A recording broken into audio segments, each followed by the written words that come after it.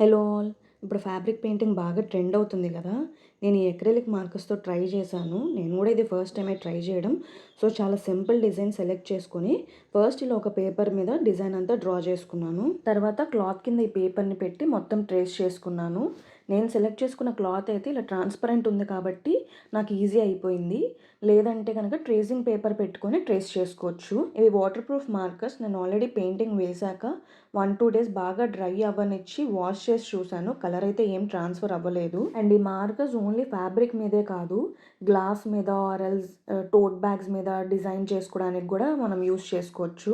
నేనైతే ఇప్పుడు present only fabric మీద ట్రై చేశాను. ఇంకా దేని మీద ట్రై చేయలేదు. నాకు పెయింటింగ్ కాకుండా ఇలా మార్కర్స్ యూస్ చేయడం వల్ల కొన్ని డ్రాబ్యాక్స్ కూడా అనిపించాయి.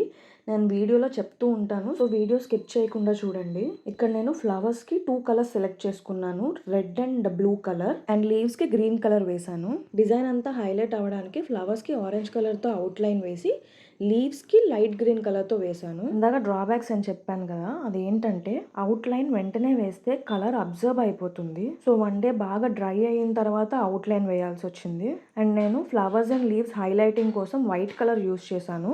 అది కూడా అంతే, 1 డే బాగా డ్రై అయిన తర్వాత వేస్తేనే కొంచెం అబ్జర్వ్ చేసేసుకుంది కలర్ అని అనిపించింది. అలా కాకుండా వెంటనే వేస్తే అసలు హైలైట్ చేసినట్టే తెలియలేదు. ఇంకో డ్రాబ్యాక్ ఏమనిపించిందంటే, ఈ కలర్స్ వేసినప్పుడు ఉన్నంత బ్రైట్గా డ్రై అయిన తర్వాత లేవు, కొంచెం లైట్ అయిపోయినాయి. Coming back to the video, నేను బాడీ పార్ట్ కూడా సేమ్ డిజైన్ వేశాను. అండ్ ఫైనల్ అవుట్పుట్ అయితే ఇలా వచ్చింది. నా వీడియో నచ్చితే సబ్స్క్రైబ్ చేసుకోండి. బాయ్.